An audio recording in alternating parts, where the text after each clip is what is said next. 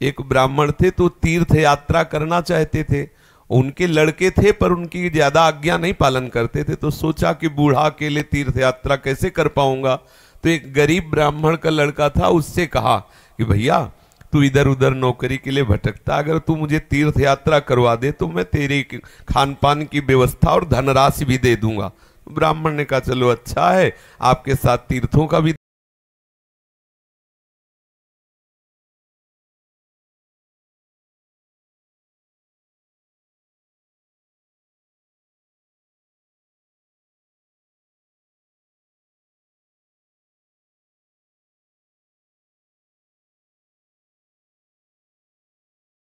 दर्शन होगा। तो जहां जहां जाना चाहते थे वो जवान ब्राह्मण बूढ़े ब्राह्मण को ले गया, तीर्थ दर्शन कराती हो। जब ब्रज धाम आया तो उसको बहुत बुखार आ गया बूढ़े को। उसने बहुत सेवा की, जैसे मतलब माता अपने बच्चे की सेवा करती है ऐसे सब सेवा की उस जवान ब्राह्मण ने। बड़ा द्रवित हुआ बूढ़ा ब्राह्मण, धनी ब्राह्मण था वो। तो गोपाल जी के दर्शन जब करने गया तो उसने कहा बेटा तुमने बहुत सेवा की है, तुम्हें क्या दे सकता हूं। मेरे एक बेटी है, बहुत सुंदर है बेटी और बहुत धन संपत्ति है, मैं तुम्हें दूंगा। बोले देखो बाबा तुम तो यहां बोल रहे हो, घर में तुम्हारे जवान लड़के हैं, हमारी पिटाई करेंगे। बोले हम गोपाल जी को साक्षी करके कहते हैं कि अपनी बेटी का ब्याह तुम्हारे से करवा दूंगा और संपत्ति भी दूंगा। बात हो गई। तीर्थ यात्रा करवा के जब घर पहुंचा तो बूढ़े की हिम्मत नहीं कि बात कर सके लड़कों के सामने, क्योंकि बेचारा गरीब ब्राह्मण का लड़का।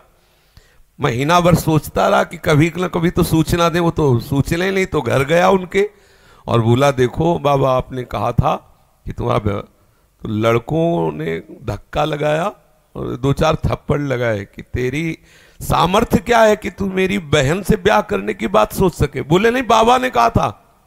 अब लड़कों की वो स्वरूप देख करके बाबा बदल गए।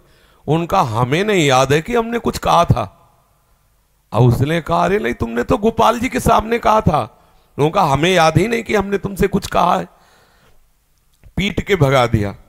अब उस लड़के को इस बात का बुरा लगा कि तीर्थ यात्रा करके आया और कह रहा कि मुझे याद नहीं है।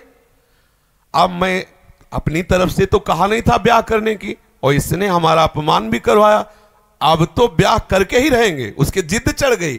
उसने पंचायत बुलाई और पंचायत में कहा कि इसने हमें तीर्थ यात्रा के लिए प्रेरित किया, तीर्थ यात्रा ले गया, मैंने इसकी सब सेवा की, इसने ठाकुर जी के सामने मेरे ब्याह की बात कही। तो बोले कोई और गवाही दो तब बात बनेगी। बोले गवाही में तो केवल हम ही और ये बुढ़ा और ठाकुर जी थे। तो बोले अब भाई गवाही में तो केवल हम ही और ये बुढ़ा और ठाकुर जी थे। तो बोले अब भाई गवाही तो दो में क्या, तुम जो कह रहे हो कि इन्होंने कहा वो कह रहे नहीं कहा, तो तीसरा चाहिए।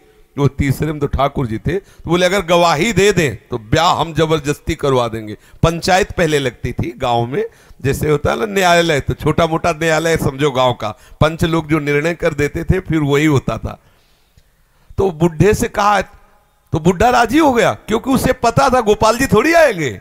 उसने कहा अगर गोपाल जी कह दें पंचों के बीच में आके कि हाँ हमारे सामने ब्याह की बात हुई थी, तो अब किसी की बात नहीं मानेंगे, हम ब्याह कर देंगे। लड़के भी राजी हो गए, क्योंकि सबको पता था कि कोई ठाकुर जी मूर्ति थोड़ी चल के आएगी। और उसने मूर्ति नहीं माना था, उसने साक्षात ठाकुर जी माना था। आया वृंदावन और ठाकुर जी का शयन हो गया था। अब वहां से अब वो बहुत परेशान कि अब कल तक हम रुके फिर ठाकुर जी से बात करें, तो ऐसा। अब दरवाजा बंद थे, खटखटाया, क्योंकि उसके लिए मूर्ति थोड़ी है। और कहा सुनो गोपाल जी, हम तुमसे ये पूछने आए कि वो जो वृद्ध ब्राह्मण था उसने कहा था कि नहीं तुम्हारे सामने ब्याह की बात। दो चार बार आवाज लगाई तो वहां से तो कोई उत्तर नहीं आया। फिर बहुत जोर से बोला भड़बड़ा के, देखो हम तुम्हें चैन से सोने नहीं देंगे, हम पैदल चल के आए, भूखे हैं, और आप ब्याह की समस्या है और आपको इसका उत्तर दे। छोटी मोटी बात होती तो छोड़ देते, ब्याह की बात है। ठाकुर जी ने अंदर से कहा मूर्ति कहीं चलती है, वहां चल के, जब बोले मूर्ति बोलती तो चलेगी क्यों नहीं। ठाकुर जी फंस गए।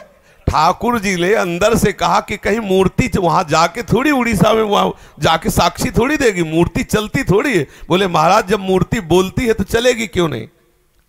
अब ठाकुर जी विवश हो गए। ठाकुर जी बाहर निकल के आए और सब सेवक लोग सुला के गए थे। समझो कितना भाव में दम है। उसने देखा बहुत सुंदर गोपाल जी साक्षात ठुमुक ठुमुक कर करके आए, नौ किशोर। बोले देखो हम चलने के लिए तुम्हारे भाव के कारण राजी तो है, लेकिन भोग राग की व्यवस्था, क्योंकि हम वृंदावन के ठाकुर, हमें तो चक माल चाहिए, हमको चना चवेना में तो रुकने वाले हैं नहीं, रबड़ी गुलाब जामुन ये सब चक चाहिए।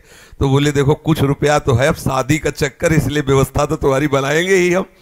तो बोले कैसे चलोगे? बोले चलेंगे तो हम पैदल ही, आगे आगे तुम चलना, पीछे पीछे हम चलेंगे, थोड़ी थोड़ी देर में कुछ भोग लिए रहना, हमको भोग लगा देना।